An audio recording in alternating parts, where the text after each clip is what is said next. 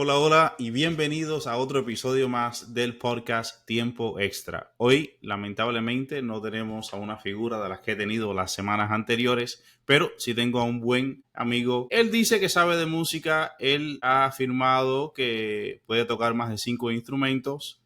Así que en este episodio vamos a ver si esto es verdad o quizás estaba exagerando un poco. Así que le damos la bienvenida a mi amigo Denis. Hola, Denis, ¿cómo estás? Gracias, Dani. Súper bien. Ahora lo de la exageración, no sé si fue de parte mía o parte tuya.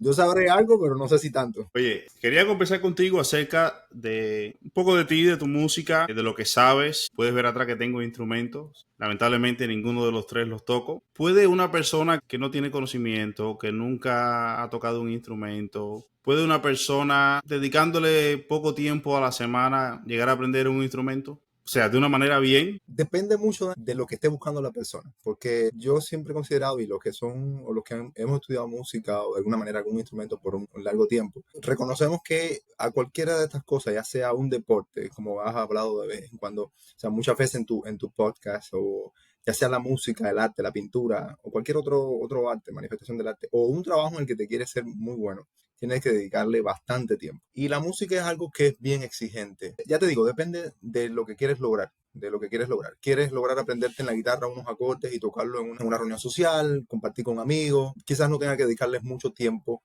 pero también tienes que considerar en cuánto tiempo en tu vida le vas a dedicar ese poco tiempo. Porque al final, para hacerlo de una manera responsablemente bien, vas a tener que dedicarle el tiempo. No es tan sencillo. Yo, en mi experiencia personal, ahora que también trabajo, o sea, he trabajado con niños, con adolescentes, niños, y ahora a niños que también tienen, digámoslo así, en contra un diagnóstico, ¿no? Pues ellos, sí me doy cuenta de cómo es para una persona que nunca ha estado asociado a un instrumento, a la música, o quizás en la escuela, de edades tempranas le enseñan un poco de música, de noción musical, teoría musical muy básica y sencilla. Cómo es enfrentarse a un instrumento, cómo es experimentar con el instrumento, y cómo es desarrollar, ¿no?, las habilidades que lleva un músico para tocar regularmente bien. No estamos hablando de un virtuoso, no estamos hablando de alguien que toque muy bien. Por supuesto, siempre hay un poco de algo que es natural en cada persona, hay un poco de talento. Como muchas otras cosas, yo considero que la música, cuando tú te esfuerzas con un poco de talento, si te esfuerzas bastante, puede llegar a desarrollar muy buenas habilidades. Pero, obviamente, el que tiene ya un talento innato, el que ya tiene algo que viene de su familia, una ascendencia musical, alguien que ya tocaba, una relación desde muy pequeño con la música, y eso se nota en sus habilidades, en cómo cantan, que si es afinado, en que cuando le dan un instrumento, una canción, cómo puede sacar esa canción rápido de oído. Pues esas personas, obviamente, cuando le ponen esfuerzo, pues es notable la diferencia en comparación, o la ventaja, digámoslo así, en comparación con alguien que tiene que esforzarse quizás con un poco menos de talento, digámoslo así. Pero sí, una persona que le dedica poco tiempo, es difícil que pueda hacer máster en un instrumento o que pueda realmente tocarlo bien. O sea, disfrutarlo al máximo. Hay que dedicarle el tiempo, pero ya te digo, como un hobby, muchas personas sí han llegado. Y siempre tener en cuenta no compararse, porque hay quien sí lo hace como un hobby porque se le da a la música, se le da a tocar el piano o quizás el violín o la guitarra, pero hay otros que no, que se le hace más difícil, se le hace más difícil adiestrar su oído, incluso para cantar, por ejemplo. Hay algunos que se le hace difícil afinar una nota, pero yo también me he dado cuenta de que hay niñitos que, aunque al principio se le hace difícil, con la guía, claro, algunos más tiempo que otros, y con las herramientas que uno pueda utilizar, ellos desarrollan las habilidades o mejoran las que quizás no están más pulidas o las que no tienen de manera innata. ¿Tú me entiendes? ¿Existe algún instrumento que quizás tú digas, bueno, esto cualquiera lo puede tocar? La clave. Entre ustedes los músicos, ¿existe algún instrumento que ustedes digan, bueno, que saber tocar este instrumento de verdad que no significa nada? Quizás una clave, un instrumento que ustedes discriminarían. Discriminaríamos, Vamos a todos los decir, instrumentos tienen, hay una banda, vamos a ponerle un ejemplo, hay una banda. Y está el que canta, está el que toca la guitarra, está el baterista, y hay uno de atrás que toca el triángulo, vamos a decir. hay instrumentos que su protagonismo en una orquesta o en lo que tienen que hacer en un momento determinado en la música es un poco más sencillo que otros, ya sea porque son solistas otros o porque los pasajes que le tocan, digamos, de cualquier tipo de agrupación. La música en el mundo entero muy diversa, o sea que hay muchas cosas que son muy diferentes y hay instrumentos que van desde muy sencillos, sobre todo los instrumentos de percusión, son instrumentos que como no son instrumentos melódicos, para muchas personas es más fácil dominarlos o aprenderlos un poco porque suponen que solamente tienes que tener tu ritmo interno y una noción de dónde, por dónde va el aire de la música que estás tocando, ya sea música popular o tradicional de algún país, o ya sea música incluso de concierto, música clásica. El caso es que, por ejemplo, tú dijiste, bueno, el triángulo tiene que hacer un toque, pero si lo miras desde un punto de vista, el que no sabe leer la música o que no sabe en qué momento tiene que hacer el toque, toca el triángulo donde no va. Entonces ahí no vale, porque no es simplemente Claro, claro, que un sabe. campanazo, o sea, darle un toque al triángulo y ya. O sea, por ahí tiene una dificultad el triángulo, ¿no? Pero bueno, de manera general, yo te pudiera decir, yo tengo una amiga que si ve esto va a decir, no, pero ¿cómo te atreves?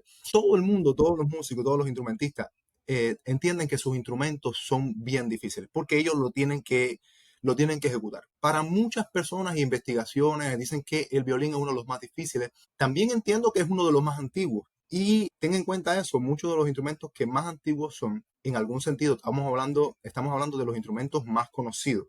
Porque en el mundo, por ejemplo en Asia, en otros países de Europa, hay instrumentos, incluso aquí en Latinoamérica, muchos instrumentos que son muy oriundos, son muy autóctonos de ciertas zonas. A veces son rústicos y para mucha gente de pueblos en particular se han acostumbrado a tocarlo, pero para otras personas empezar a dominarlos o aprenderlos cuesta trabajo. Así que no vamos a contar eso, vamos con los instrumentos que todo el mundo conoce en una orquesta, vamos a decir una orquesta sinfónica o orquestas populares, de manera general las más conocidas en el mundo entero. Yo diría que sacarle sonido, vamos a tomarlo de sacarle sonido. Algunos instrumentos, claramente el piano. Es fácil porque sacarle sonido es fácil, ¿verdad? Tocar las teclas del piano. Te lo digo, por ejemplo, yo tengo niñitos que prefieren el piano porque lo entienden como instrumento, cómo funciona. Es un instrumento, digamos, un keyboard, un teclado que tú le lleves y entienden que presionando van a sacar sonido. Ahora, tocarlo, ejecutarlo correctamente, ya para empezar cada uno es difícil a su manera.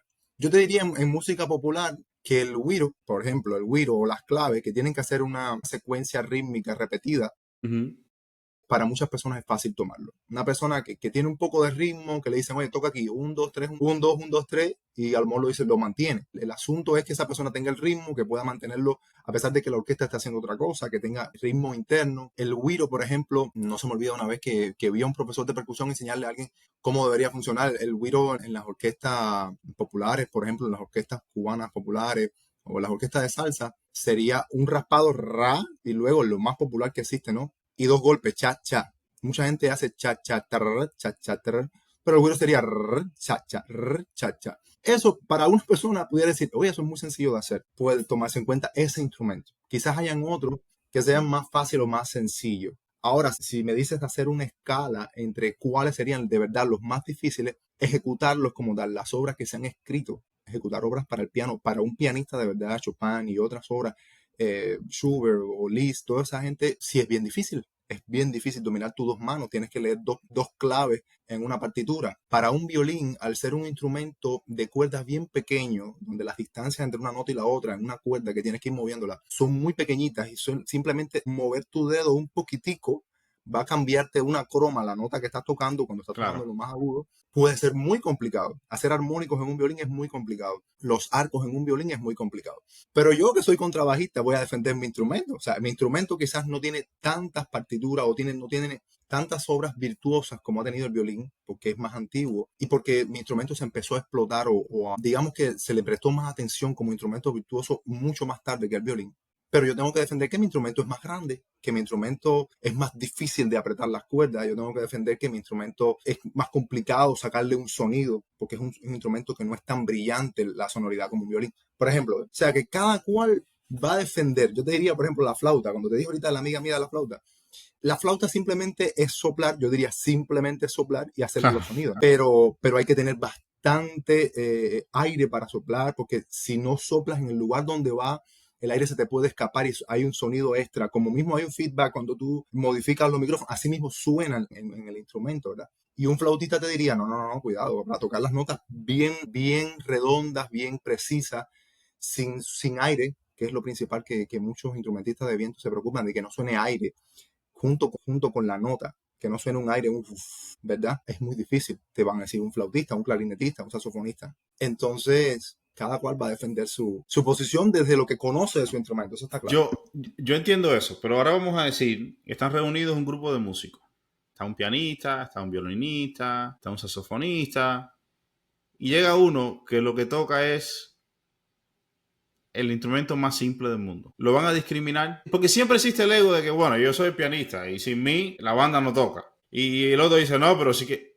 Pero después llega uno que lo que toca es las maracas. Existe ese ego de que, bueno, yo sí soy músico y él es, bueno, él aprendió dos o tres cositas. Bueno, casi siempre, o sea, hoy en día por una cuestión yo creo que logística, de economía, es difícil que alguien que solamente toque ese instrumento, o sea, una maraca, una clave o algo así, esté en una agrupación solamente haciendo eso. Quizás estamos pensando en algo figurado. Digamos que no vamos a pensar en la agrupación, sino vamos a pensar en los rangos de músicos. Claramente, si un Entonces, músico tiene la habilidad. una persona que está en una orquesta o en una banda, si toca algo de percusión, lo general sabe todo de percusión. Por lo general, exacto. O por lo menos si esa persona la ves con las maracas porque también es el cantante o es la voz acompañante. O sea, está haciendo algo extra. Ahora, sí está claro de que se les paga más a los instrumentos base y eso lo reconoce todo el mundo. O sea, el piano, el bajo y la percusión. Esos instrumentistas son los básicos que necesita cualquier orquesta. Y estamos hablando de las orquestas populares, ya en orquestas, en cuanto a orquestas de concierto, sinfónica, orquestas de cámara, música clásica, hay otras maneras pero que también tienen una especie de jerarquía entre los violines, el solista, el concertino, las demás partes de la orquesta, que luego, en dependencia de la capacidad, las habilidades, la experiencia que tenga el instrumentista dentro de su familia de instrumentos y de su grupo de instrumentistas, más, pero no necesariamente porque su instrumento sea más importante o menos que otro en este tipo de orquesta, porque al final tienen que tocar una partitura donde se necesita a todos para que suene bien la partitura que escribió Beethoven, que escribió Mozart hace muchos años. Pero cuando se trata de música popular, hasta donde yo conozco, en muchas orquestas, por supuesto, convenian los pagos como ellos entienden, porque obviamente un músico también es alguien que se ofrece o da sus servicios. Como músico, si quiere pertenecer y hace un contrato con una orquesta, yo, por ejemplo, pudiera decir, oye, vamos a ir a tocar tal día, a tal lugar, o vamos a hacer esto, pues mira, el pago es tanto, por tanto, por tanto, y yo puedo aceptarlo sin preguntar cuánto está cobrando la otra persona. Pero en cuanto a importancia o jerarquía dentro de una orquesta, sobre todo popular, siempre eso es la base de la orquesta. La percusión, el piano y el bajo. Casi siempre ellos, si vas a ponerlo en un estándar de quién debería cobrar más, ellos. Ya luego todas las demás personas, el trompetista, los metales, ya llevamiento, madera, percusión menor que quizás sea un percusionista añadido que lleve, o los cantantes que también pueden tocar la clave o tocar la maraca o hacer otra cosa, los cantantes que hacen voces, la voz principal, ya tienen otro rango de salario. Por lo menos te estoy hablando de en cuanto a jerarquía, en cuanto a lo que la gente de manera general comenta y vive. Ya hoy en día eso ha cambiado mucho, claramente. Hay que aclarar que eso no es porque cada cual da el valor a su talento y el contratista o la persona que solicita tu talento te ofrece. Vamos a grabar un disco, Dani, tú eres el guitarrista. Bueno, mira, ¿cuánto me vas a pagar? Bueno, yo te pago tanto, este es mi contrato, ¿qué te parece? Van a ser tantas horas, el disco va a estar a nombre. Ok, estoy de acuerdo. No, no, mira, yo soy muy buen guitarrista y yo no puedo grabar contigo. Yo grabo ya con aquel que es grandísimo, que me está pagando tanto. O no, mira, yo sí me conviene. ¿Entiendes? Entonces, ya ahí no importa si tú lo que tocas es la maraca, ¿verdad? Y la tocas muy bien y yo soy el bajista, pero si mi nombre, porque también recuerda que es una cuestión de nombre, mi nombre como músico, como artista, no está más elevado que Dani, que toca muy bien las maracas o hace una gracia con las maracas, pues Dani va a cobrar más que yo, eso está claro. Eso está claro. Aunque Dani no sea, aunque su instrumento como tal no sea más imprescindible que el mío, en la grabación incluso, ¿me entiendes? ¿Por qué es, y esta es una pregunta que me ocurrió los otros días, ¿por qué es que todavía, si uno ve una película, se ven en la música que sale, la música que aparece, son músicas clásicas? Si te das cuenta, siempre se utiliza la misma música de que se escribió hace 200 años, 300 años. ¿Por qué crees que se sigue usando esta música? Ya sea Beethoven, ya sea cualquiera de estos. Bueno, también depende, Dani, del género de película o sea, porque hay muchas películas. Si ves una película de los policías americanos, afroamericanos, persiguiendo a los criminales, a lo mejor te ponen una película más contemporánea. A lo Pero, mejor te por ponen, ejemplo, la música que es cuando alguien te está persiguiendo, es una música clásica. o sea, te refieres a clásico porque utiliza violines, usa instrumentos, una orquestación clásica. Porque la música tiene más de 100 años y la compuso un compositor de estos hace 1800, principios de 1900. ¿Por qué se sigue usando esta música incluso hasta el día de hoy? ¿Por qué sigue siendo popular? Bueno, la música incidental o la música que se hace para describir. Ahí está la música programática y la música incidental. Son familias o son muy parecidas, pero, o sea, tienen algo en común, pero en realidad, en este caso creo que estamos hablando de música incidental, la música que se hace para describir, para una escena, o un Ujú. momento de la película en particular. Tendrías que darme un caso en particular para yo tener un mejor contexto, pero sí sé que me habla, por ejemplo, a mí me encantaba cuando uno es niño y después me lo preguntaba, ¿por qué las películas de Disney tienen música clásica, incluso no música que fuera escrita por alguien en particular, más antiguo del siglo XX, quizá, porque en el siglo XX hubieron muchísimos músicos clásicos y hubieron muchísimos movimientos de arte al principio del siglo XX que emergieron juntos y fue bastante interesante y fue bastante innovador. Y claramente muchas de estas películas empezaron a partir de los años 40, 30, etcétera, por arriba, hasta acá, hasta nuestros días. A mí me gusta y yo creo que eso al final entre nosotros nos ha dado también una idea de aprecio por eso y como una nostalgia cuando uno ve esas películas. ¿Por qué se usa? No tengo una idea exacta de por qué muchas personas o por qué los cineastas todavía eligen esta música o este tipo de banda sonora, digámoslo así, para ponerla en las películas. Obviamente supongo que pues, también porque le da, no sé, es como que más amplio para causar emociones en las personas. Ya sea una emoción de una persecución, ya sea una película de suspenso, ¿sabes? Aunque hoy en día se utilizan muchísimas formas de música electrónica también para crear todo eso que acompaña a lo que visualmente está disfrutando el espectador, ¿no? ¿Por qué se utilizaría o por qué sería más fácil en un momento determinado? Supongo porque la gente antes tenía una forma más refinada o porque en ese momento habían estudios o habían orquestas que también estaban dentro de los estudios de grabación, porque sí existió eso durante mucho tiempo. Orquestas que estaban dentro de los estudios de grabación o que se contrataban para los estudios de grabación y a esas orquestas ya tenían una música preparada para eso. Por ejemplo, digamos, películas como Piratas del Caribe, Alicia de Children, todas estas películas y otras que también tienen una música así suave, que tú sientes un violín, que sientes una orquesta por detrás, que tú sientes una música que incluso te emociona, porque por ejemplo esta película de Piratas del Caribe cuando va en la parte donde tú sientes que, ¿sabes? Todo el tema de la película, Sí, sabes que están combatiendo, hay otra parte que hay una pausa, pues la orquesta se presta para eso, para emocionar, tiene más instrumentos, es más grande de manera general. La verdad nunca he investigado a propósito o bien a fondo por qué en estas películas que obviamente hacen grandes productoras de películas, ya sea Hollywood, ya sea Disney, ya sean otras, por qué todavía utilizan mucho eso. Supongo que también es algo como que ya viene la nostalgia de las personas, hacerlo así, y porque también es una orquesta que estos grandes compositores que escriben para el cine también prefieren hacerlo así y transmiten más así. Hay muchas razones, podríamos investigar el por qué lo hacen. Te digo investigar porque hoy en día ya con la electrónica tú puedes hacer muchísimas sí, cosas. claro. Puedes hacer muchísimas cosas, pero no hay duda de que hay melodías que se han grabado, incluso hace muchos años también, desde que empezaron muchas de estas sagas, muchas melodías que se han grabado con orquesta, digamos una orquesta, una agrupación clásica, ¿no? Una orquesta sinfónica, una orquesta de instrumentos de concierto, llamándole así, que queda en la nostalgia, la saga de Star Wars y todas las películas, esa melodía esa música que todavía tú escuchas y sientes que te identificaste con la película, ¿entiendes? Habría que investigar mucho más de eso para ver qué razón en específico tiene. Sí, yo te hablaba de, no de quizás una película de comedia. Por ejemplo, quizás he escuchado la de Bumblebee. Es como una, o sea, eso lo utilizan vez tras vez en las películas y es algo clásico. Es algo que no salió hace Creo que poco.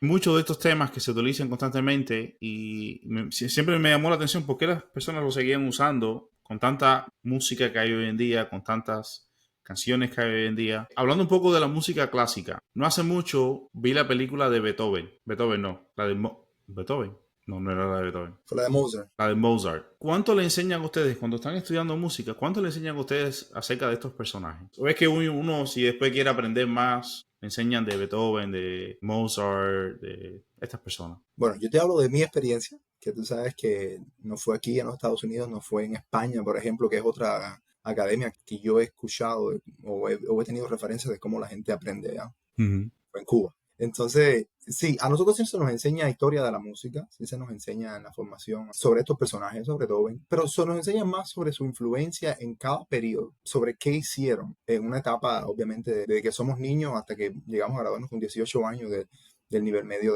de la enseñanza, ¿no? Pero luego, claramente, uno, creo que de lo que uno investiga, aprende mucho más de lo que te dan en la escuela. En la escuela quizás uno lo está aprendiendo porque va a pasar un examen, pero ya cuando uno tiene ya de la juventud a la adultez, de la adolescencia a la adultez, uno tiene más una conciencia de lo que quiere aprenderse y de por qué quiere aprenderse. Y mucho más ahora que uno pueda hablar de esto incluso en las redes sociales y puede conocer más, con más información, ver un video que sea más instructivo, más nutritivo desde el punto de vista estadístico histórico. A nosotros se nos dice, sobre todo, ya te digo, la influencia que tuvieron estos personajes en cada periodo de la música, porque es importante entender por qué hicieron una obra, en qué etapa de su vida. Bueno, luego uno entiende, busca en qué etapa de su vida la hicieron, qué estaban pasando, cuál es la diferencia entre uno u otro. Cosas que a veces no te la dan tan detalladas, pero ya uno la llega a conocer. Pero sobre todo cuando uno está estudiando, tiene que tocar una obra, ya sea para una orquesta, por ejemplo, estás trabajando en una orquesta sinfónica y tienes que tocar una obra de Mozart y entender cuáles son los periodos, en qué periodo empezó a componer o esta obra, en qué periodo artístico de la época, ¿no? La compuso para tú tener una idea de cómo ejecutarla. Eso es importante para un músico instrumentista, saber cómo ejecutarlo. En cuanto a música clásica, ¿no? Si estamos hablando. Si es Ahora, Beethoven. una pregunta, una pregunta. ¿Por qué todo lo que sabemos de ello, toda la música que conocemos de ello, por qué no hay voces? Perdona mi ignorancia, quizás la respuesta es más sencilla de lo que yo estoy pensando. ¿Por qué solo tenemos su música y por qué no tenemos voces? O sea, ¿por qué no hacían canciones como hoy en día? En realidad sí, ellos escribían, sobre todo Mozart escribió óperas y entonces desde ese punto de vista cuando ibas al teatro en aquella época, ¿no? Ok. Para entretenerte, ahí tenías la manera de escuchar lo que ellos escribían para las voces, de cómo componían para una voz y cómo veían en ese momento la época y lo que querían transmitir con las O voces. sea, ellos no cantaban. Tú te refieres a que si ellos mismos, por ejemplo, Mozart sí cantaba, Sí cantaba, por ejemplo. o que por qué no lo sabemos. La verdad, eso es interesante. La verdad es una pregunta interesante. Creo que ellos como que respetaban el que cada cual haría su parte. No creo que no cantaran afinado con respecto a Mozart, porque Mozart es conocido como un niño prodigio, en este caso. Otros músicos, por supuesto, supongo que fueran afinados a la hora de cantar. Pero supongo que en aquella época en la que el canto era algo tan específico o tan, digamos, algo que fuera tan virtuoso. Entonces, como que le dejo esto a quien sí lo sabe hacer, a quien lo hace mejor, a quien nació para eso. Estaban los castrati, si has escuchado, son estas personas, o jovencitos, ¿no? Que eran castrados bien jovencitos para que luego fueran cantantes, pero que llegaran a notas bien altas. Que de hecho hay muchas... Sí, sí, sí, tendría que investigar de eso. Ay, ahora no recuerdo, hay una película también, no me recuerdo ahora el nombre. Wow, no, no sabía eso. Sí, sí, sí. De hecho, hoy en día esas óperas que cantaban en aquel entonces hombres, la tienen que cantar mujeres. Porque a menos que sea un contratenor, a menos que tengas una voz de contratenor, que es una voz bien, bien, bien elevada para un hombre y muy, muy extraña de encontrar. No sabría decirte en qué porcentaje se da un contratenor entre los hombres en el mundo, pero sí es poco elevado. Yo conocí a uno que allá en mi ciudad y es impresionante. Canta tan alto, tan agudo como una mujer. No sé hasta qué tesitura de la voz femenina puede alcanzar un contratenor o si se puede incluso expandir mucho más, pero es una voz muy, muy aguda. Entonces, en aquella época se acostumbraba a los jovencitos a ser castrados, precisamente para que su voz no, en la adolescencia no cambiara. De hecho, se le conocía como los castrati a este tipo de, de cantantes en aquella época, de ópera o de cualquier otro género que incluyera la canción, ¿no? Cantar. Ujú. Y sí, cantaban muy, muy agudo, pero obviamente eran unas voces que desde el punto de vista estético para las personas de aquel entonces era algo muy apreciado, era algo bello, era algo hermoso de escuchar, era un canto sublime, digamos, ¿no? Para muchas personas. Entonces, con respecto a lo que si Mozart u otros cantaran, no, tendría que investigar más, tendría que decirte, oye, mira, ¿sabes qué? Mira, sí hay datos de que, pero como tal eran compositores, eran músicos, muy buenos músicos, que no, la verdad es un dato interesante, saber si en algún momento se presentaron a cantar en algún lado. No creo que fuera así, porque más bien hacían para que otros cantaran, ya sean mujeres o hombres que pudieran tener diferentes voces, porque, ¿sabes? Está la voz bien bajo, estaba el barítono, el tenor normal, que se escribían en óperas, para los coros incluso, pero no creo que haya muchos datos de los mismos compositores cantando. Es una pregunta bien interesante. Ahora, es interesante porque si pensamos en Beethoven, si pensamos en Mozart y muchos de otros compositores de aquellos tiempos, muchos de ellos eran alemanes. Cuando uno piensa hoy en Alemania, o sea, uno no piensa en música, piensa en personas que son más, que el lenguaje que es medio tosco, quizás no es la melodía más suave que queremos escuchar. ¿Por qué crees que eso se quedó ahí y no puedes hoy pensar en un cantante alemán que te venga a la mente? Bueno, hasta donde yo sé, sí, es difícil, tendría que investigar, perdóname la ignorancia de ambos, porque habría que investigar qué otro cantante. Obviamente, Alemania es un gran país hoy en día, no solo desde el punto de vista económico, sino cultural, sí, porque además tienen una herencia. Claro. Pero piensa que en aquel entonces también era una cuestión de reinos, era una cuestión del reino austrohúngaro, de muchos conquistadores que Claro, expandieron a través de todo. es más grande de lo que conocemos hoy como Alemania. Exacto, no era solamente Alemania como lugar, o sea, uno diría lo que es hoy Alemania, Claro, claro. o la Germania de aquella época, pero era mucho, digamos, pensemos más bien en la Unión Europea, pensemos más bien en aquella época, aunque sí existían países bien determinados, Austria con Viena como un centro, un epicentro de mucha cultura durante muchos siglos, también a lo largo de los siglos 17 hubieron ciertas ciudades que dieron, ¿ves? Porque también estaba Austria, Italia. También fue otro país que ofreció al mundo muy bueno. Vivaldi, luego en Alemania, otros músicos, Austria. Hay otros el mismo Portugal, incluso en otra época más adelante, también dio otros músicos. España también más adelante de otros músicos fueron muy conocidos. Claro, cuando uno piensa, ya es como lo dijiste, en Beethoven, en Mozart, en, no sé, en Haydn, en Bach, muchos otros músicos Ujú. que son conocidos, Vivaldi en Italia, Rossini, uno piensa en esa parte de Europa concentrada ahí. Te decía que sí tienen una historia cultural muy rica, aunque hoy uno no lo vea como eso, quizás uno no lo vea como eso.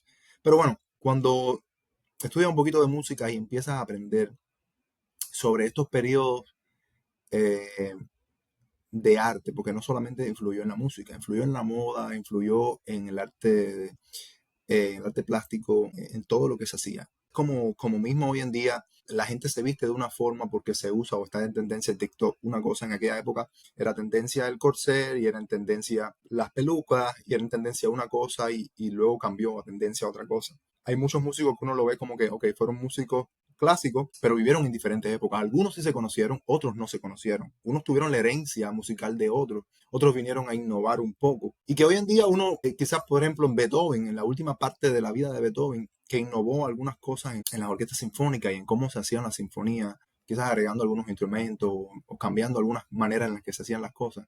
Pero tú lo escuchas y quizás tú no puedas decir, notar totalmente eso. Pero si uno estuviera viviendo en esa época, Claro, y uno está claro. acostumbrado a algo, uno va allí a esa sala de conciertos, va a esos grandes teatros y escucha cómo se hace. Y de pronto Beethoven saca una maraca y dice, wow, la botó. Por ejemplo, exacto, una cosa loca así. Tú dices, wow, espérate, esto es diferente, esto no estoy acostumbrado. Y como todo, hoy en día también pasa, el ser humano es así, una gente estaría a favor y otras en contra. Entonces, es muy, ¿cómo te digo? Estar allí, tener la perspectiva de cómo surgió todo eso, te hace más entender por qué ellos tienen ese background, toda Europa, en esta parte de estos países, Alemania, Hungría, Italia, Francia, también tienen este background de música clásica y de ese arte, ya sea en el barroco, en el clásico, en el romántico, luego en el siglo XX, con todas las tendencias que surgieron. Aunque hoy quizás alguien diga, bueno, Alemania, que tiene un idioma, pero de hecho, es bueno que sepas que, aunque ahora estoy refrescando un poco, que aunque es verdad que el alemán tiene un idioma que es complicado. Si te fijaste en la película, por ejemplo, de Mozart, y ahí hay una parte Sí. donde empiezan incluso a escribir en alemán Ujú. algunas de sus óperas, en este caso de sus óperas, el libreto para las óperas. Y es algo innovador o es algo nuevo o es algo que se acomoda a algún público que no estaban acostumbrados, ¿verdad? Entonces, hay cosas que ya venían de una forma por siglos anteriores o por tendencias o estilos anteriores y ahora cambiaron o se modificaron porque había que expandirlo más o había que hacer por ciertas características, ya sea de para quién se hizo la obra o en la época que se hizo la obra, ¿sabes? El caso es que, aunque el alemán, por ejemplo, que estamos hablando en este particular, no es un idioma que uno asociaría con una música clásica, algo que fuera famoso, en determinada época sí se empezó a modificar, sí se empezó como un idioma que llegara a más público, por ejemplo. Ya no el italiano, o ya no quizás en otras actividades sacras el latín, que era el más conocido para escribir en ciertas obras musicales. ¿Qué tan real es la historia de Mozart? En la película yo creo que exageran muchísimo, pero ¿qué tan de verdad tiene esto? ¿Verdad que era así, tan excéntrico? A ver, lo de la personalidad de Mozart en este caso, no sé qué tanto. Sí he escuchado que Mozart era una persona, yo creo que en este caso Beethoven era un poco más excéntrico que Mozart, en este caso. Mozart era una persona que probablemente tuvo traumas de su niñez por su padre. Una de las piezas que al final de la película se ve que le compone a su padre, a pesar de que en la película se muestra como una aparente buena relación, y la película se enfoca en otras cosas, quizá en su obra artística, hasta su muerte, de cómo fue, de lo genio que fue, porque eso sí es real, fue un niño prodigio. Beethoven no lo fue, Beethoven fue un gran músico, un gran compositor, excelente para su tiempo, alguien visionario, alguien que cambió muchísimas cosas, que rompió estándares. Pero Mozart fue más una persona que se aprovechó de las cortes, que se aprovechó de la ignorancia de las personas, digamos así, de la ignorancia musical. O sea, fue un Mozart músico. es mayor que Beethoven. Sí, Mozart en este caso creo que es mayor que Beethoven. Si no Mayor que estoy mal, Beethoven. Mozart es mayor que Beethoven. Beethoven llegó después. El caso es que se aprovechó de eso, ¿no? Era como que más, la música en aquel tiempo, recuerda que se hacía por encargo y era una cuestión de que un rey llegara y te pidiera, bueno, para mi corte quiero que sea como se muestra en la película, ¿no? Que quiero que sea el músico, el compositor de mi corte, o quiero que hagas una composición porque me voy a casar, o lo nuevo que sacaba el compositor famoso de la ciudad, que no solo había uno, aunque uno conoce quizás a ese en ese momento, a Mozart en ese momento había otro. El caso es que yo veo a Mozart más como eso, como un músico que en aquel entonces sabía cómo engañar con el conocimiento que tenía. Y cuando digo engañar, no me refiero a que tocara mal o que no hiciera, sino que él complacía a las personas, ¿verdad? Él se mantenía en cierta eh, en cierto estándar solo por complacer, aunque podía hacerlo muchísimo más. Entonces, era un negocio que le ayudaba a vivir, ¿verdad? Pero como se muestra en la película, y creo que las investigaciones sí dicen eso, que era muy malo en cuanto a ahorrar, en cuanto a mantener las ganancias que tenía, muy despilfarrador, etcétera, etcétera. Y tomaba decisiones un poco impulsivas. Pero de lo que sí apunta a la película y sí dice que sí coinciden con que es cierto es que Mozart era un prodigio desde muy chiquitico y de que su memoria musical, o sea, su memoria de oído, su capacidad de interpretar es increíble. No sé si has escuchado alguna vez de lo que es el perfect pitch, que sería en español el oído perfecto, ¿no? Ok. Estas características no la tienen muchas personas, creo que es una cada 1000 personas o algo así. Si no estoy mal, una cada 1000 personas tiene oído perfecto. Y esto es increíble. Así como nosotros tenemos visión perfecta porque podemos distinguir el blanco del negro, el azul del rojo, la mayoría de los músicos, la mayoría de las personas no tenemos oído perfecto. O sea, no podemos saber sin ninguna referencia cuál es una nota. La nota no nos dice. Si tenemos una referencia primero, podemos luego saber a partir de calcular con entrenamiento del oído calcular cuál es la nota que nos diste a continuación. Pero las personas que tienen oído perfecto no necesitan tener una primera nota. Con la primera nota que toques en allá atrás en el piano, en el violín, con lo que toques, es que aunque toques una campanita, un vasito, choques 2 cucharas, ellos van a decir, esa nota está en tal altura y es esta nota tal. O sea que Mozart era una de estas personas. Entonces se ve como en la película hay una parte donde este gobernante, el rey, no me recuerdo ahora bien, estaba tocando una obra en el piano que le acababan de componer y él llegaba y él le dice, mira aquí la partitura y se la pone a Mozart para que la toque y toca. Y Mozart, o sea, la escena quiso demostrar el talento que tenía Mozart y era una realidad. Entonces la película exagera mucho, me imagino, porque la película se ve, podría hasta decir, a una persona hasta con problemas, ciertos problemas a la hora de comportarse. ¿Hay algo de cierto en esto? A ver, quizás lo que quisieron poner fue la idea de que una persona que había tenido traumas en su niñez con lo que pasó con su padre, una persona que había sido tan presionada para Claro. ser un músico excelente, excelso, perfeccionista desde chiquitico, y tanta presión desde el padre causó traumas en Mozart. Causó una personalidad un poco loca, una risa un poco descontrolada, si tú lo has visto, ¿no? Mm, Y obviamente yo supongo que la película cuando investigó el personaje, obviamente quizás hay algunas cosas que se exageren para claro. darte a entender, eso está claro, pero cuando investigó el personaje tuvo en cuenta todo eso, de cómo las personas de la época describirían a Mozart o cómo lo veían, como una persona supremamente talentosa, pero un poco también desmedido en su expresión, ¿verdad? Entonces, eh, esa escena que estábamos conversando, sí, quizás un poco como para ilustrar al que no conoce de qué se trata, cómo es que una persona, un super prodigio de la música, hace algo, ¿no? O puede simplemente por haber escuchado una sola vez. Luego, eso también es lo que quizás escribían algunas personas de su época de cómo él interpretaba esas cosas. Y A otra cosa, veces, ajá, a veces el que escribe la historia lo escribe a como le da la gana. desde su punto de vista, eso está claro.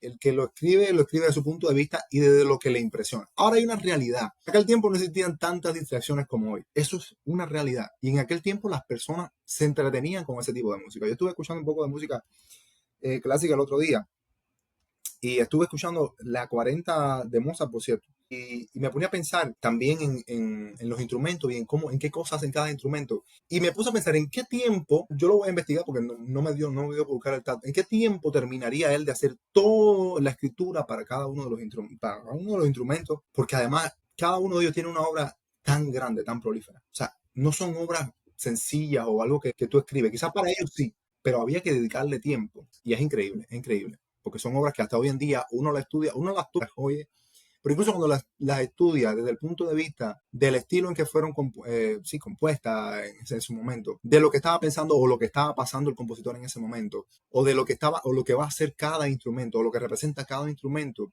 alguien que pudiera analizar eso y le saca el jugo a todo eso, es increíble lo que uno saca ahí de lo que uno aprende de cómo hacían la música en ese tiempo. Yo creo que estoy aprendiendo algo nuevo. Cuando estas personas hacen estas composiciones, hacen algo para cada uno de estos instrumentos. O sea, que lo dividen por instrumento o hacen la composición, no sé, es que no tengo idea. No, Lo está hacen bien, en el está bien. piano, lo hacen en el piano y le mandan las notas a cada uno de estos instrumentos o hacen diferente para cada uno de estos instrumentos. Mira, es muy probable que muchos de ellos, en aquel tiempo recuerda que en muchos lugares el piano todavía no existía, si eran los clavicémbalos o los Ujú. teclados estos, ¿verdad? Que el caso, bueno, ya en la época más adelante de si se surgió el piano o los primeros instrumentos que eran más parecidos al piano, tendrían otros nombres o ya surgió el piano ya más o menos en la época de Beethoven, un poco más adelante. Ujú. Pero cuando me refiero a que lo utilizaban para diferentes instrumentos, imagínate que es una partitura que tiene diferentes voces o tiene diferentes, todas van al mismo tiempo, independientemente de que un instrumento espere para tocar o no al principio. Pero tú tienes una idea, tú tienes una melodía y tienes o sea, pensamos en la quinta de Beethoven. Pa, pa, pa, pam, pa, pa, pa, pam. ¿Cómo tú eliges qué instrumento va a Por cierto, iniciar? esa fue la canción que él le dedicó al padre. No, pero aquí estamos hablando de Beethoven. Mozart, esa no es de Mozart. La de Mozart, la que te refieres es otra. No, esa. Beethoven se la dedicó al padre. Un dato que quería Imagínate, dar. imagínate qué instrumento tú eliges para poner al principio, que van a dar esta primera, esa. Luego, ¿qué es lo que quiero que ahora se transmita? ¿Qué instrumento lo van a transmitir mejor? Eso, conocer los instrumentos de la orquesta, saber a quién le voy a delegar esto. ¿Por qué? Porque esa melodía la pudo haber hecho un violín, pero pudo Ujú. haber hecho una trompeta, y pudo haberlo hecho no sé, otro instrumento, un cello. Pero ¿por qué escojo a este para que lo haga? ¿Por qué creo que esto va a transmitir mejor mi idea? Pudieron haber muchas variantes. También te digo, la época o lo que está acostumbrado el público a escuchar o lo que va a asimilar mejor el público también influye, o lo que es cultura en ese momento también influye. Pero lo pondrían todo en una partitura, pasarían, no sé, horas o meses o no sé, semanas escribiendo todo eso, lo imaginarían, lo tocarían en el teclado, en clavicémbalo, en el piano, lo que tuvieran en ese momento, y lo escribirían a mano, obviamente, porque no había una manera, una computadora para ir poniendo las notas, ir poniendo las cosas. Rectificarían, tendrían bastante boceto, como se ve en la película, por ejemplo, ¿no? Bastante boceto. Ya te digo, en este caso, por ejemplo, Mozart tenía la ventaja del oído perfecto. Mozart imaginaba lo que estaba tocando y lo escribía simplemente, sabía que esas eran las notas. Eso es increíble. O sea, te lo digo increíble porque, digamos, yo como músico, que no tengo un entrenamiento de composición o algo como eso, ¿no? Como instrumentista, yo puedo hacerlo, intentar desarrollar más habilidades o mejorar mis habilidades para componer o para tener una idea en mi mente, ir a un teclado, empezar a tocarla, pero me va a costar al principio bastante trabajo el saber cómo voy a transmitir lo que está en mi mente a un papel. ¿Me entiendes? Aunque tenga las herramientas, aunque sepa, es como un idioma hablado, es como, no sé, traducirlo de lo que suena en tu mente ahí. Y incluso para una persona que compone también, con el tiempo ya llega a ser más fácil, ya llegas a relacionarse más con los ritmos, con los silencios, con los compases, con toda la simbología. Y dice, ok, ya yo pongo esto por aquí y ya yo sé que es esto lo que voy a tocar. Y cuando lo toca, ya dice, ah, sí mismo suena, tócamelo aquí. Ah, mira, es verdad, muy bien, eso es lo que suena. Pero para Mozart era muy sencillo, por ejemplo, ¿no? Y para muchos de ellos que se dedicaron toda su vida a hacer eso, a componer, a hacer, y que además desde muy pequeñitos lo estaban haciendo. Porque ahí viene de nuevo la pregunta que hiciste al principio, ser máster en un instrumento o ser Ujú. máster en una habilidad en la música. Estas personas llegaron a ser muy grandes porque desde muy pequeños. Es algo parecido al ajedrez. No sé si has escuchado que para ser un gran maestro del ajedrez tienes que empezar desde muy chiquitico, de los 6 años creo que. Yo no lo sabía y un día cuando lo averigué o me enteré de que ya cuando pasas de esa edad no vas a llegar, puede ser muy bueno, pero no vas a llegar a Incluso ser bueno. yo escuché que después que llegas a cierta edad, o sea, ya no sigues mejorando, Escucha, o sea, te es estancas. increíble. Entonces, en la música, claramente, si empiezas de pequeño, además de que tomas la mayoría de los beneficios que tiene la música como aprendizaje o como ¿sabes? Que puedes desarrollar en tu cerebro, obviamente las posibilidades de que lo desarrolles y lo explotes a un mayor grado aumentan, porque desde pequeño lo vienes haciendo. Entonces, este tipo de personas estaban componiendo desde pequeño, estaban aprendiendo, estaban tocando ya sea el violín o un teclado desde muy pequeñito. estaban aprendiendo y ya empezaban a componer, ya a los 13, 15 años componían. Y no estamos hablando de componer una canción de reggaetón ¿sabes? Una rumba. Estaban componiendo quizás obras pequeñas para algún instrumento, para piano, para un concierto quizás, que ya no es una obra pequeña, son obras que llevan 3 movimientos hasta 4. O sea, son 3, o decir, 3 canciones en una sola, digámoslo así, ¿verdad? Para un instrumento y con el tiempo hacer sinfonías. Y no fueron 2 o 3 sinfonías, fueron varias sinfonías, ¿sabes? Eso claramente es increíble. ¿Por qué se necesita? No sé ni el nombre que tendrá la persona. Cuando vemos una orquesta, está una persona parada en un estrado con los 2 palitos. Pam, pam, pam. ¿Por qué se necesita esa persona si ya ellos tienen la partitura de enfrente de ellos? ¿Qué hace él? Eso me preguntó a un niñito el otro día, me lo ¿Qué hace preguntó el director de el orquesta? director. El director no solo, o sea, el director guía, porque recuerda que la música no solamente es tocar lo que está en la partitura, y recuerda que cuando hay una orquesta hay varias mentes que están interpretando lo que está en la partitura. Ok. La misión del director es unir lo que lleva a esas mentes, o sea, unir y guiarlo hacia la intención de él. De hecho, ahora va a sonar diferente, aunque sea la misma, va a sonar diferente de la interpretación de un director a otro, incluso con la misma orquesta. También, obviamente, vamos a dejar a un lado una orquesta y otra, pero más bien el director, de un director a otro tocando la misma pieza puede sonar diferente, definitivamente. O sea, el director guía la intención y, vamos a decir, la transmisión de la música al público, digámoslo así. O sea, recuerda que todas esas mentes tienen una manera de interpretar un silencio, tienen la manera de interpretar una corchea, un semitono, tienen una manera de interpretar un pasaje melódico o un pasaje de una pieza, ¿verdad? Te decía que el director es el que va a ayudar a unificar toda esa manera de pensar de las personas. Él va a, con su intencionalidad, con sus señales, con la guía de la batuta, hasta con su rostro, con todo, con toda la guía que da, ¿no? Marcando además el tempo que quiere darle a una parte determinada de la obra, independientemente de lo que haya escrito el compositor. Porque un compositor puede haber escrito aquí, esto se toca staccato, marcato, più lento, cualquiera de estas descripciones del tempo o de la intención de la música en una parte de la música. Pero el director va a interpretar eso a su manera o va a interpretarlo según la información que tiene. El director obviamente tiene la responsabilidad de investigar cuándo se hizo la obra, en qué estilo, por qué y hay cosas generales que todo el mundo sabe, que si en el barroco se interpretaba, se repetía un mismo pasaje, o en una parte se interpretaba en forte y en otra parte, a continuación, se interpretaba el mismo pasaje en piano, o sea, de momento era... Esas son cosas generales que la gente cuando investiga el estilo dice, mira, este pasaje, si te das cuenta y has escuchado la obra otras veces, te das cuenta que hay un estándar. Pero independientemente de cada compositor, incluso puede que haya compositores que tomen una obra o la interpreten o la lleven a la orquesta a tocarla más rápido o un poquito más lento, que lleven una intención más fuerte en un lado o en otro. Con eso no quiero decir que van a hacer lo que le da la gana, y eso se entiende, ¿no? Porque hay cosas que hay que respetar, hay un estilo, hay un compositor que tiene un estilo también que hay que respetar, y hay cosas que están escritas, ¿verdad? Pero dentro de todo eso, el compositor hace falta para eso, para guiarlo. La orquesta puede pararse y decir, uno, es una cosa cómica, ¿no? 1, 2, 3, vamos. Incluso hasta eso, hasta cómo se escucha algo en una sala, independientemente de un teatro, una sala de concierto. Claro. En esta parte los metales tienen que sobresalir y yo desde aquí donde estoy el público no lo va a escuchar, por tanto necesito un poquito más de ustedes. El director tiene que saber eso y aunque hacer una sola seña de alzar la mano puede darle la idea de que alcen el fuerte que van a hacer ahora tiene que ser un poco más fuerte, pero a lo mejor en esta sala es hasta aquí la mano, pero en la otra sala es mucho más fuerte porque aquí no se oye bien y el director interpretó, oye, denme mucho más, aparte de que los va a guiar y se los va a decir obviamente en un ensayo. Pero sí, por eso y muchas más razones. Hace falta un director en una orquesta. Cuando yo estaba en 7º grado, yo estuve en una clase de orquesta. Y ahí aprendí algo y después vi una película, no sé si llegaste a verla, se llama Whiplash. Yo la estuve viendo, no la terminé, pero sí la estuve viendo. El muchacho que toca la batería.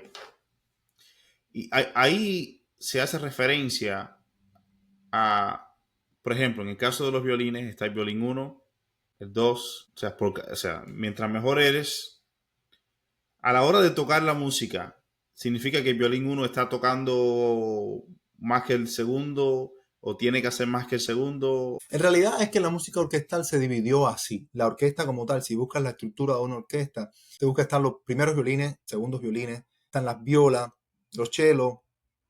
Incluso aunque hayan instrumentos que solo son a dúo, unos instrumentos de viento que son a dúo, ya sean las trompetas, los trombones, por ejemplo, que es el mínimo que pudiéramos tener, siempre se van a dividir entre cuál va a ser el concertino o el principal y cuál va a ser el otro.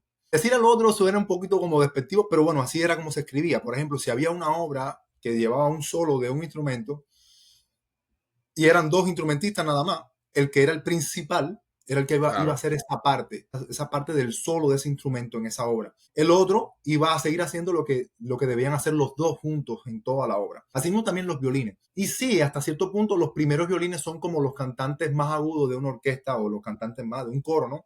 Son como los que en muchas ocasiones se utilizaron para escribirle más, ¿verdad? Pero no necesariamente. Muchas veces el mismo pasaje que tocaban los primeros violines, después lo tocaban los segundos violines. Siempre te digo, yo trabajé con mis compañeros de escuela y de trabajo en una orquesta sinfónica y siempre había un poco eso de como que somos los primeros violines, somos los segundos violines. Pero incluso dentro de los segundos violines hay quienes son principales, o son más, como que llevan la delantera, digamos así. Se sabe que como músicos tienen más habilidades y son los que están sentados más adelante, por decirlo de alguna manera. Que al final todos tienen que tocar lo mismo. En la mayoría de los casos todos tienen que tocar lo mismo, que a menos que un compositor haya escrito, esto nada más lo va a tocar el primer violín principal o el concertino del primer violín, o sea, de los primeros violines obviamente, y digamos el principal de los segundos violines. Te digo porque en la escuela, cuando nos ponían a practicar, a ensayar, y uno lo hacía mal, ya repetidas veces, te decían, fulanito, ahora eres parte del segundo violín. Y movían a alguien del segundo violín al primer violín. O sea, había eso de que ese miedo de que, si te mueven al segundo, es porque lo estás haciendo mal. Lo que están haciendo mal, ¿entiendes? Sí, era eso de que había que mejorar para estar en los primeros violines. Bueno, hay composiciones que necesariamente no es la palabra, pero bueno, que escribieron, compositores que escribieron mucho de manera más virtuosa para los primeros violines. Y se espera que los primeros violines sean lo que está escrito para ellos de manera general, sea más virtuoso o más complicado que los segundos violines. Pero ya te digo, hay muchas obras que tienen igual de complicado para primeros y segundos violines. O sea, igual hay pasajes bien difíciles para uno y otro. Hay veces tocan los mismos pasajes, quizás en una tercera o una armonización diferente y simplemente primero el grupo de los primeros violines y los segundos violines.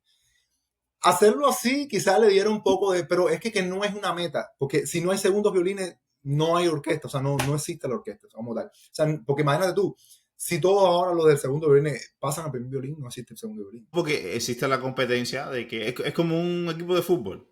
Sí, como que el delantero como que sube. Todos pueden ser muy buenos, pero solamente 9 pueden jugar. Es así más o menos. Vamos a hablar un poco de la música de hoy en día. Porque hemos hablado de música clásica y lo difícil que es. Y que estas son mentes prodigiosas. Y yo creo que sin querer lo mencionaste. Hablaste de que en su tiempo Beethoven hizo cosas diferentes y a las personas le llamó la atención. Quizás no era lo que estaban acostumbrados, hizo algo diferente. ¿Y crees que eso es lo que está pasando hoy en día? Que viene una de estas personas que quizás en su vida estudiaron música y hoy con todo que es digital, ponen un dedo aquí, un dedo allá y hacen una música que suena diferente. ¿Y crees que eso es lo que está pasando? ¿O es que nos hemos convertido un poco? Algo que es innovador, yo creo que de manera general sí, siempre que alguien cambia y pone un estilo que se acerca a la gente o que a la gente le llama la atención o que crea controversia, porque es como todo, crea controversia.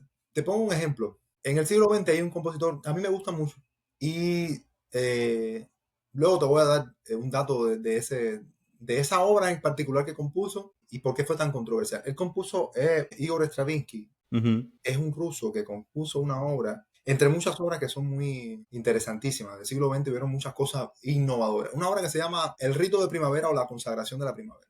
La obra estuvo basada en un rito de comunidades rurales de Rusia muy antiguo, en la que ofrecían de sacrificio a una jovencita virgen del poblado de la aldea a la naturaleza, o a la primavera, o algo así, ¿no?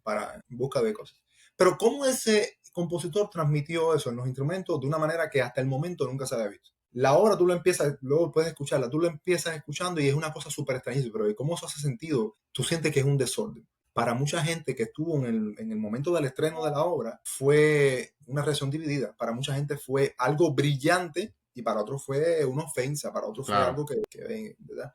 Entonces, lo que pasa hoy en día es eso, que aunque mucha gente se retiene la gente reniega de aceptar cosas que son tendencia, hay muchas otras personas que lo aceptan. Entonces, que crea controversia, queda... Y al final lo que crea es auge. Hoy en día con las redes sociales eso es muy fácil. O sea, cuando tú estás en tendencia, es ¿Quieres algo bueno. decir, quieres decir entonces que Bad Bunny es un genio? Es lo que estás No digo más o menos que él queriendo como decir. tal, yo no digo que él, a ver, yo siempre digo, y cuando hablo de toda esta gente, hablo de que el grupo que tiene atrás, la gente que está detrás, porque al final, yo Sabe lo que le siempre, gusta a la gente. exacto, exacto, yo siempre digo que el genio no es él, el genio es el que le hace el beat, el que sabe llevar lo que él tiene en su mente a lo que va a transmitir, ¿me entiendes? A lo que voy a buscar. Te pongo un ejemplo, por ejemplo, valga la redundancia, con lo que pasa en Cuba con el famoso reparto este que está ahora, ejemplo. Sí, que esto es lo que suena. Ahora tú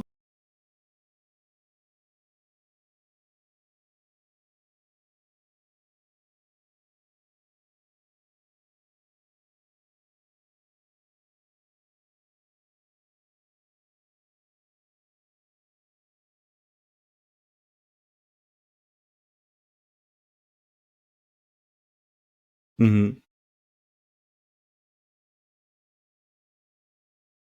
y que cuando va a un lugar puede sentirse feliz. No le preocupa a la gente, ya hoy en día no le preocupa tanto la letra, ya no le interesa la letra. Yo me di cuenta de eso, que a la gente no le importa si lo que está diciendo es un dialecto africano, si es chino. No, mientras suene bárbaro, eso está genial. Te digo lo de las opiniones divididas porque en un momento, incluso cuando surgió esta cuestión del reggaetón, hubieron mucho impedimento, mucha barrera en cuanto a lo que decían la letra de las canciones o en cuanto a lo que incitaba el baile, qué sé yo. Y a mucha gente le costaba aceptarlo, no solo como personas o como familias, sino también en los medios de comunicación o de difusión, aceptarlo como algo que fuera, la redundancia, aceptable para el público en general, aceptable para Ujú. todas las edades o permisible, ¿no? Con el tiempo, obviamente, se fue mezclando para suavizarlo con el pop y vino que si el reggaetón merengue, el reggaetón bachata, el reggaetón esto, lo otro, y se globalizó, el tecno reggaetón, y un millón de formas de hacerlo y una letra más suave, una letra que es más alta, aunque seguían muchos de estos músicos o cantantes haciendo sus canciones un poquitico más fuertes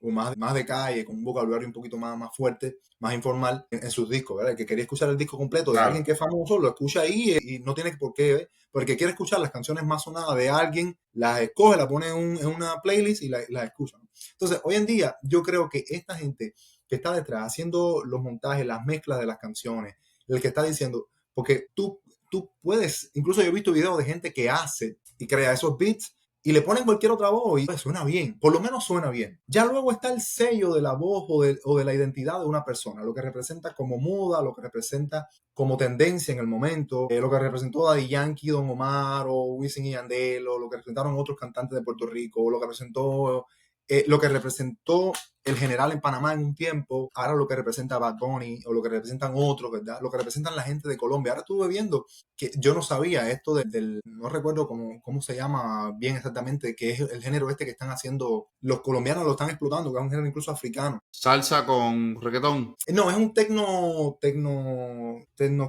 cumbia o no, una cosa tecno, algo, tiene que ver con, es verdad que suena así interesante. Perdóname que no recuerdo el nombre exactamente, pero sí sé, y me puse a investigar y es verdad que los colombianos, que algunos puertorriqueños dicen que que ellos lo están haciendo también mejor, pero es verdad que hay muchísimos colombianos Ujú. que lo están haciendo. Yo voy a buscarte el nombre exactamente de cómo se llama esto que están haciendo los colombianos muchísimo. Y ahora suena algo así como que, tú sabes, la gente lo pone mucho, que es una musiquita como que te relaja y te gusta. Ahora está saliendo eso en tendencia. Y el que hace la mezcla, el DJ o el que tiene su estudio y que sabe lo que le va a gustar a la gente, se lo está poniendo. Luego, hoy en día la música se consume muy, muy diferente a antes. Y es lógico que como la comida rápida también sea rápido digerir. Yo quiero bailar con esto, quiero que esté... Claro, no, está claro. Yo quiero hacer un reel para mi estado de WhatsApp o de Instagram o lo que sea. Y voy a utilizar esta música que además identifica mi situación y va a ser algo bien cómico para lo que voy a postear y voy a tener Claro, claro. views y voy a tener...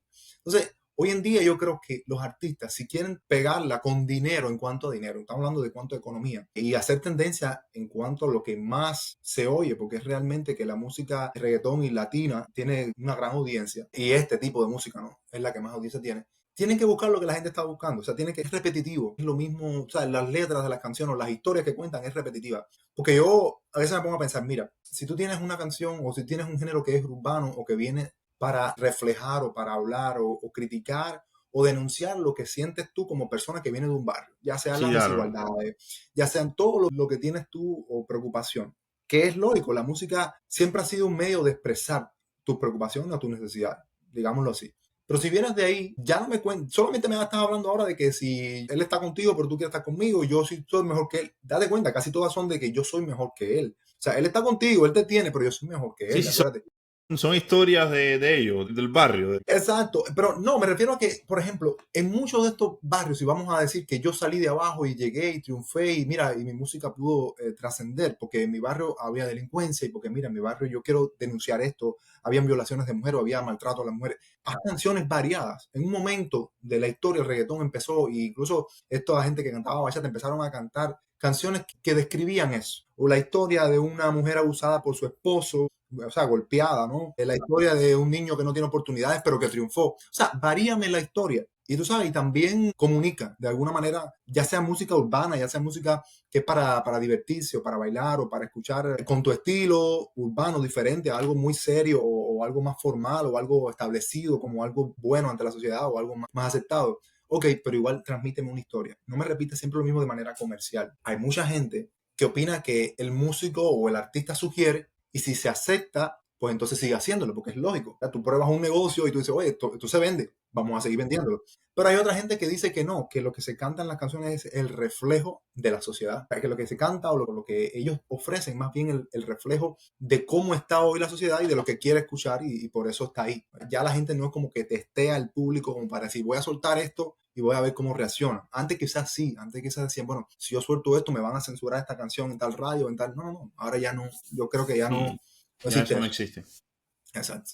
Dani, ha sido un placer haberte tenido aquí en el podcast. Hemos hablado desde instrumentos hasta cómo está la música hoy en día. Gracias por compartir tu experiencia, eh, tus años de conocimiento acerca de la música con nosotros. Sí, de verdad que aprendí muchas cosas que no sabía, muchas dudas que seguramente muchos de nosotros Ahora vas a tenemos. buscar los castrati. Sí, mira, por ejemplo, ese era uno de ellos que no me sabía esa historia. Son Sí, más hay o una menos como película.